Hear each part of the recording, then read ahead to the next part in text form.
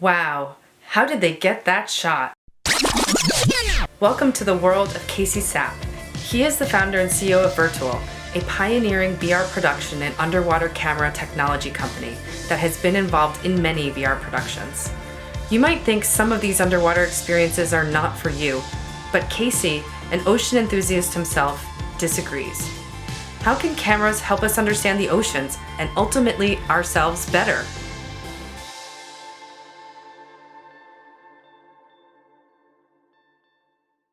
Today we're here with Casey Sapp, the founder and CEO of VRTUL. What does that stand for? VRTUL, correct? We decided for it to be an acronym of Virtual Reality Technology Underwater Limited, and so that is our focus. That is all that we do, and the short is VRTUL. And what kind of technology are you creating? So we are based, and really I am based in San Diego, California. We've been doing this for about 5 years. We initially thought that production was the direction we wanted to go, and we became very excited in technology and invention and innovation in creating camera systems. And over the last 5 years, we've been able to do some really incredible projects and push industry forward, push Hollywood forward, and even the military.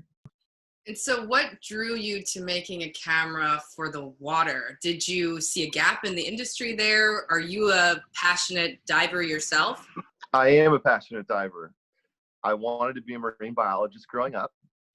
I didn't want to study Latin. It isn't really about the cameras for me. It is about solving problems, and it just happens to be that cameras solve specific problems, which lights or sonar or radar or LiDAR or any of those things can't.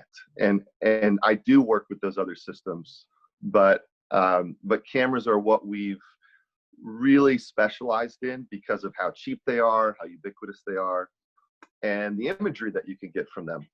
So if I needed to work with something else, I would, but over the last 5 years, it's been cameras. So what are some of the considerations that you have to take into account when you build out a virtual reality camera? It's expensive and it's niche. And there's a lot of things that cameras above water don't take into consideration or don't really have to think about. And it's somewhat of a contradiction that cameras and circuitry would go underwater, because salt water and electronics don't really match very well.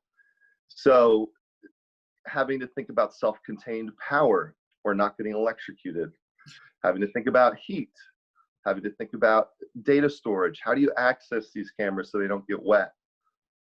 It's a problem that a lot of people it's too high of a risk, and they don't have the tolerance for it. So our camera systems that we've built have ranged from a couple thousand to almost $1 million. And so how many cameras are on one of your rigs, or does that vary? It varies. Less is better, but it tends to be that our clients want more. They want higher resolution cameras, higher bit rate, higher dynamic range, higher resolution, which is unprecedented. So when I say unprecedented, we're talking about screens that will be released in the next few years as tall as the Statue of Liberty, as large as a football stadium. It's almost like the golden age of screens right now. So does that mean you also do, beyond just virtual reality, you do all sorts of cameras? We do, and like I said, it's not about the camera, but cameras offer some really interesting advantages. And there are projects where we count fish.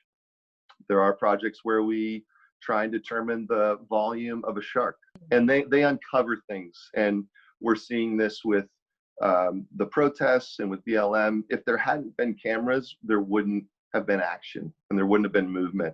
And cameras are a very, very important part to initiatives and to change. And that happens with shark finning, that happens with illegal fishing. If you don't have cameras, you can't tell the story. Mm-hmm. And that's what gets me excited and keeps me passionate about them. So how does that conversation start with the client? What are all the factors you consider in the whole production process? And how do you like insert the different technologies as kind of advising them what to use? How do you weave in the story? And how do you think about impact, or is that your role at all in the whole process? I'm approached by directors. I'm approached by folks who have a vision. We spend a lot of time together, and after looking at the creative, we talk about what is technically possible. And then we think about budgets, and we think about, I could be involved or I don't have to be involved, and it doesn't really matter to me. But at the end of the day, I want to see it successful. And if that means I need to be a producer and I need to be on site, I will. But if I can hand it off to other camera ops and techs, and they have a really solid team and I can trust them, I will happily do that. And so one example is The Hydrus with Erica Woosley. She produced a film called Immerse. It's been shown at EarthX, and I think it's at Cannes right now. And we trained her staff over 2 weekends to go to Palau and shoot it without our help. And we trained their post-production team how to handle the footage. Whereas in Into the Now VR, it was at Tribeca a few years ago, and it's about to get released to a number of different platforms. We handheld everything, start to finish. We turned on the cameras for them. We were in the water sometimes. We handled all the post-production. We walked through, other than the editor and sound, we were there step for step.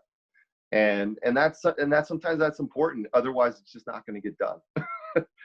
And so I have to just make sure that with limited time and scarcity, how do we get the best possible product?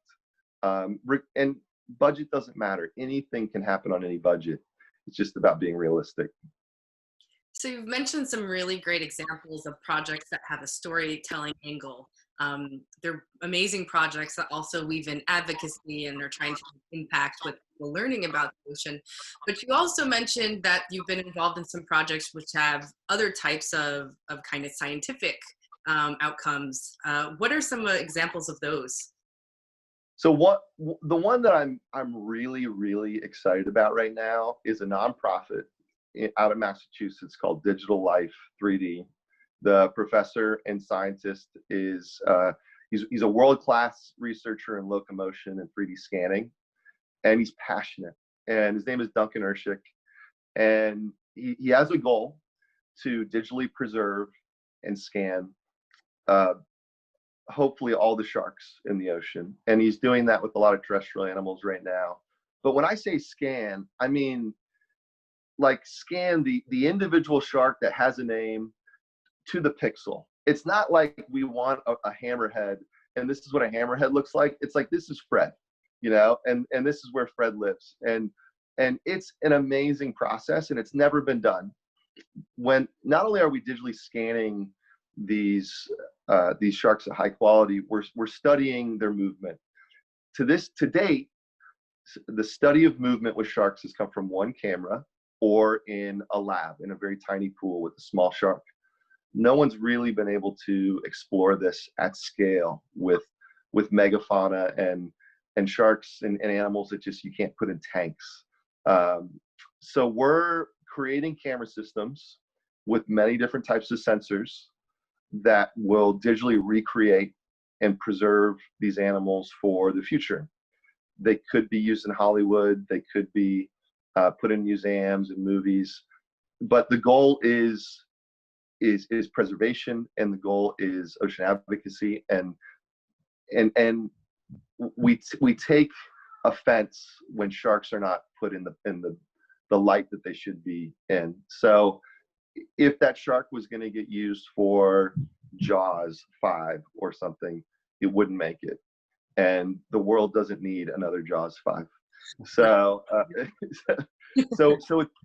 I'm sorry? Sharknado. Or Sharknado, right. Anything that's producing fear with animals that really are like puppy dogs with teeth. It's it's just kind of outside of our interest. So sharks are amazing animals to swim with. They're amazing animals to get to know. They have their own personalities, and most animals do if you spend enough time around them. I loved Into the Now. I got to see it when you got to actually sit in the chairs and feel like you were underwater with them. That was such a cool way to, mix in different kinds of technology with the visual, the headsets. What the haptic chairs? That's what they're called, right? The But Positron. yeah, what's it called? Positron. Positron. But it's also funny because ironically, we're both like terrified of sharks for no reason, which a lot of people are. But I loved that film because it kind of helped me to face like that phobia and to really see exactly what you're saying, see sharks in a different light. And I think that virtual reality is really cool like that. Like it can allow you to have these experiences that are not real, your brain thinks it's real. So it's like going through it. Absolutely. If there's a lot of work and academic work around PTSD training, and this has been covered, in a lot of different ways over the last few years. But if people are scared of sharks, they should see them in VR. It changes. It's different than seeing it on TV. When you're with them and you're underwater, you're a different person afterwards. You've been a part of so many different projects. What are some really interesting things you've learned about the ocean since starting VRTUL? There's been two things. One is I know very, very little. And every time I go out, there's something new. And I'm excited about that. And the second is what a terrible condition the oceans are in. And just trying to find a coral reef that's healthy is its own amount of work, because it may have been there last year, but it's not going to be there this year. And especially in Hollywood, where people want a sure thing, the oceans are not a sure thing anymore. And just animals are getting depleted, illegal fishing, it's just really sad. And there's guys like that are out there that are really bringing to light these problems, and they're hard. They're really, really hard. My heart is broken on each one of these films for how little the future is going to be able to see. So I guess the last question I have for you is, you spoke a lot about how you help people achieve their dreams. What are some of the dreams that you have, where you think VRTUL can go in the future, or how it can help people? Yeah, and I want to bring hope to this conversation. I don't want it to end on a sour note, but I do hope that virtual reality will inspire the future. I do believe that change is possible.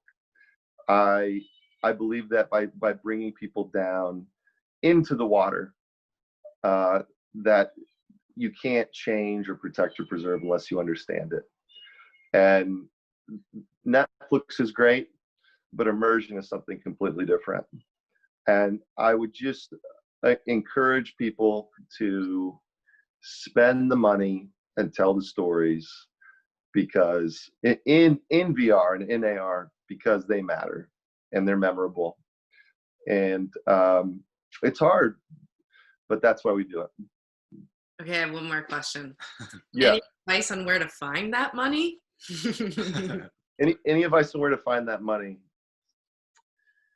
It depends on, what your goals are. Obviously, if you have a headset specific experience, it's going to be difficult.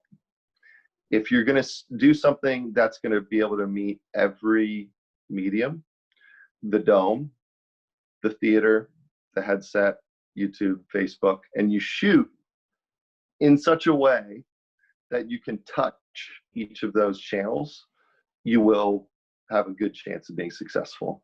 I care about the community. You can reach out to me on social media, email, phone, and I may not have anything to offer. I may have something to offer, but I just want to know what people are doing and how they're putting their mark on the world. So my social is very, very minimally personal, and it's very maximally professional and about people that I don't know, who I've never met, like yourself. and I'm inspired by you guys. So when, if someone has a story or if someone's doing something meaningful, please reach out. I'd love to follow you. Awesome. Yeah, this is a really informative conversation. I really appreciate taking the time out. Yeah, and Totally. all your work for so many different verticals. It's just incredible to see how they all tie together eventually. Yeah, totally. I hope you get to see more of them, and thanks for the time. Thank you so much.